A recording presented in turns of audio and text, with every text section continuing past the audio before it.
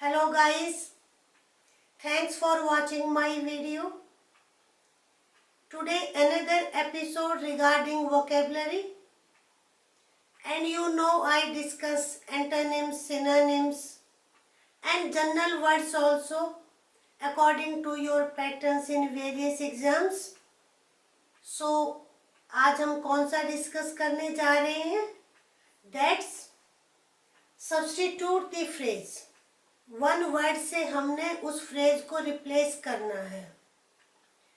Let's start, and you can see the question on your screen.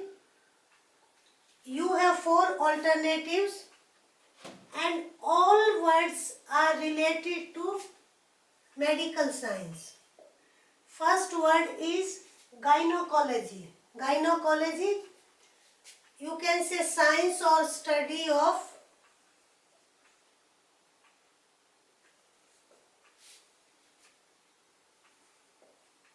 diseases and disorders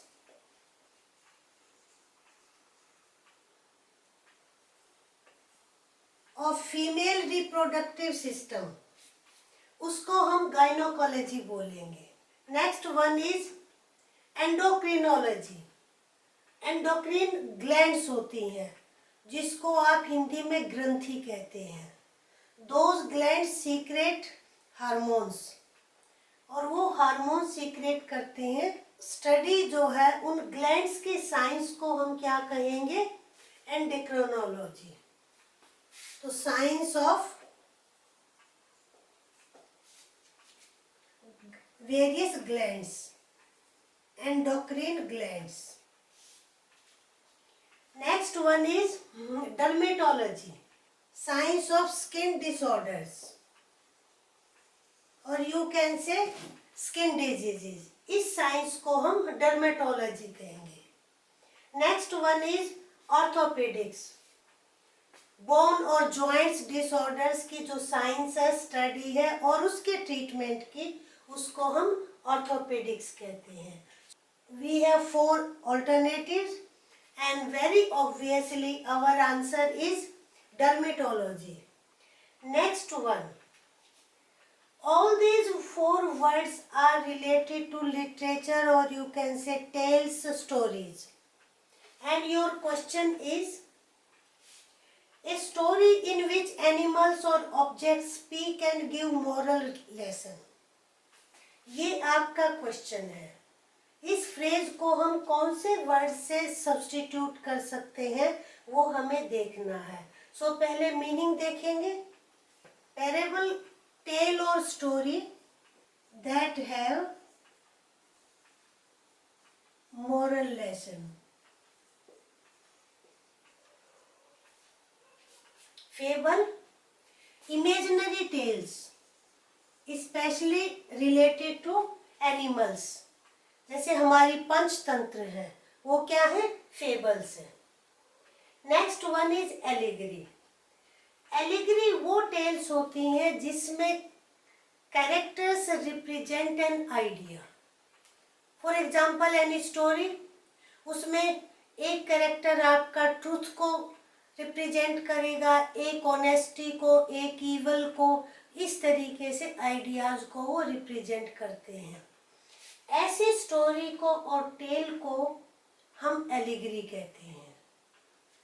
legend, जिसको आप हिंदी में पौराणिक कथाएं कहते हैं, यानी ऐसी traditional stories that have sanction of history but not authenticated. लेकिन उसके प्रूफ नहीं मिलते. कहा जाता है कि वो हमारी प्राचीन कहानियां हैं, पौराणिक कथाएं हैं. अब हमारा क्वेश्चन था, story in which animals or objects speak and give moral lesson. So very obvious, our answer is parable. Our next question is not suitable for eating. We have to replace this phrase and we have 4 alternatives. Inedible, uneatable, spicy, tasteless. Now uneatable कोई word नहीं होता है. कई बार आपको exam में ऐसा word भी मिलेगा अनईटेबल, स्पाइसी, आपको पता है the food with too much spice, जो बहुत ज़्यादा मसालेदार सब्जी होती है या खाना होता फूड होता है, उसको हम स्पाइसी कहते हैं। Tasteless, which has not any flavour, यानी बेस्वाद खाना, उसको हम टेस्टलेस कहेंगे। ये इनएडिबल होता है, not fit for eating. So our answer is this one, inedible. Next one is a process involving too much official formality. बहुत ज़्यादा औपचारिकताएं, फॉर्मेलिटी का ये मीनिंग है। Bureaucracy, paid officers, as in our country IAS officers, और वो सब bureaucracy में आते हैं। एक ब्यूरोक्रेसी हम इसको भी कह सकते हैं government by officers, that is called bureaucracy. Nepotism, favoritism shown in giving offices. Offices का यहाँ मतलब पद देने के लिए जब फेवरेटिज्म किया जाता है, that's called nepotism, जिसको हम हिंदी में भाई भतीजावाद कहते हैं।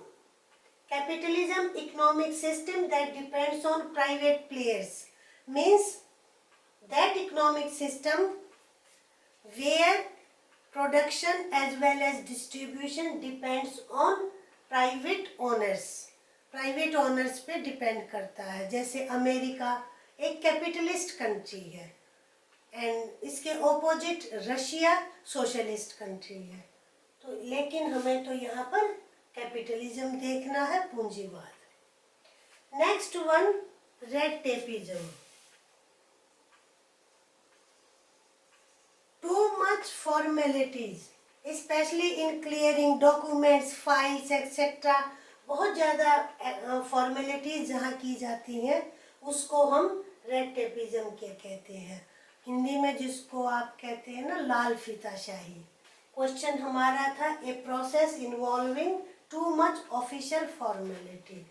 Our answer is red tapeism. Next one, our question is a person who enters without any invitation.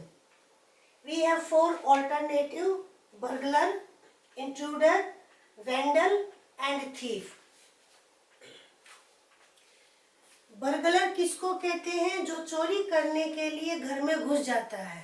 Intruder, who enters without invitation.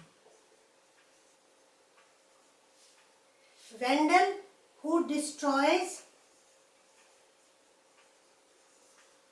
public property or private property.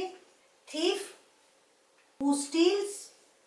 अब आप कहेंगे ये तो सेम मीनिंग हो गई, इनमें डिफरेंस क्या है?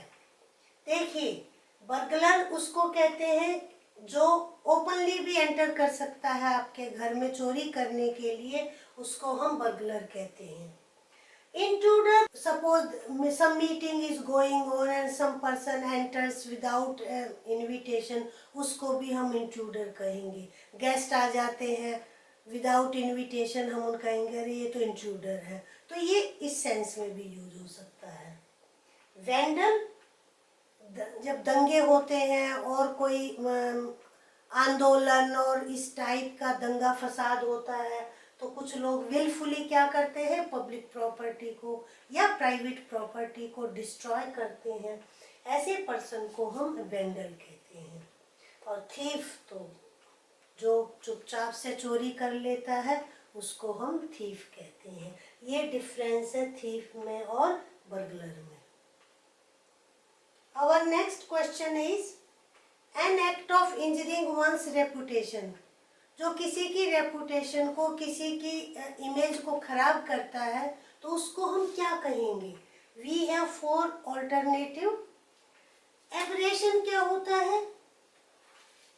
कोई गलती हो जाना, staying away from right path.